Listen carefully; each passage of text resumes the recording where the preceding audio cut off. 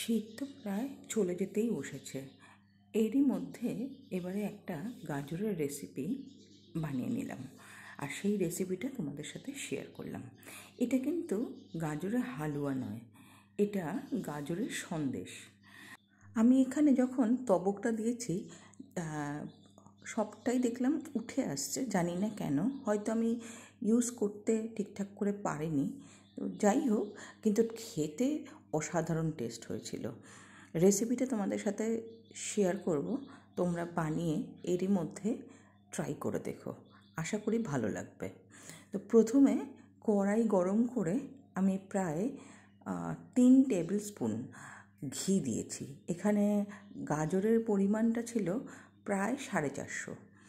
এবারে গাজরটাকে গ্রেট করে কেটে ধুয়ে বেছে গ্রেট করে নিয়েছিলাম, সেটাকে দিয়ে খুব ভালো করে নাড়াচাড়া করে নেব যতক্ষণ না গাজরের সাথে ঘিটা মজে আসছে। সেই পর্যায় পর্যন্ত নাড়াচাড়া করে নিয়ে মাঝখানে একটু 10-15 মিনিটের জন্য ঢাকা দিয়ে রেখেছিলাম, যাতে গাজরটা একটু সেদ্ধও হয়ে যায় ভালো করে। ঢাকনাটাকে তুলে এরপর আবারও খানিকক্ষণ নাড়িয়ে চাড়িয়ে তারপরে এটার মধ্যে অ্যাড করতে হবে 1 কাপ পরিমাণে দুধ।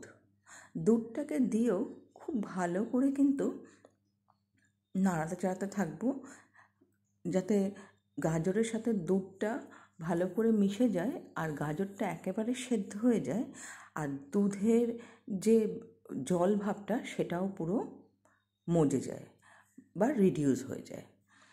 সেই পর্যায় পর্যন্ত কিন্তু দেখো নাড়াচাড়া করতে করতে আমি ঢাকাও দিয়ে রেখেছিলাম আবারও 15-20 মিনিটের জন্য।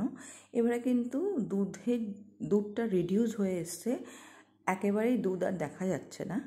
সেই পর্যায়ে দাঁড়িয়ে আমি এটার মধ্যে অ্যাড করে দেবো কিন্তু স্বাদ মতন চিনি। এবারে চিনিটা কিন্তু আমি ব্রাউন সুগার ইউজ করেছি, তোমাদের নর্মাল চিনি যেটা ইউজ করো সেটাও করতে পারো। আমি প্রায় 4 টেবিল স্পুন উঁচু উঁচু করে চিনি অ্যাড করেছি।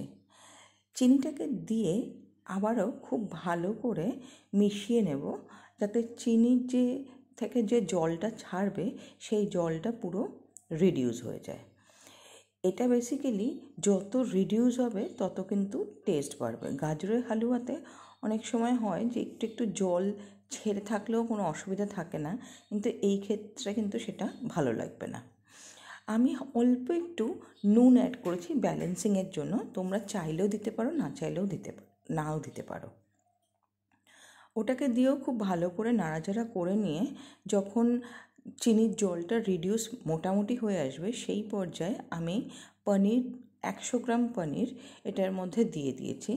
এখানে আমার কাছে অ্যাভেলেবেল 100 ছিল, এটা যদি একটু বেশি হয় অসুবিধা নেই, কিন্তু এর থেকে কম দেবে না। এবার এটাকে দিয়েও খুব ভালো করে মিশিয়ে নিয়েছি, আর তোমরা চাইলে ছানাও দিতে পারো। এবারে বাকি যে জল জল ভাবটা আছে সেটা যাতে না থাকে তার জন্য আমি 1 প্যাকেট 10 টাকা দামের যে প্যাকেটের দুধ হয়, গুঁড়ো দুধ, সেইটাকে দিয়ে খুব ভালো করে এবারে নাড়াচাড়া করতে থাকবো হাই ফ্লেমে। এতক্ষণ কিন্তু মিডিয়াম টু লো ফ্লেমের মধ্যেই রান্নাটা করছিলাম। এবারে যখন হয়ে গেছে, জল পুরো শুকিয়ে এসছে, তখন আমি এটা একটা প্লেটের মধ্যে তুলে নিয়ে এটাকে খুব ভালো করে সেট করে নেব। করে জানিও কেমন লাগলো, আর অবশ্যই ভিডিওটাকে লাইক শেয়ার সাবস্ক্রাইব করে আমার পাশে থেকো। ততক্ষণের জন্য টাটা।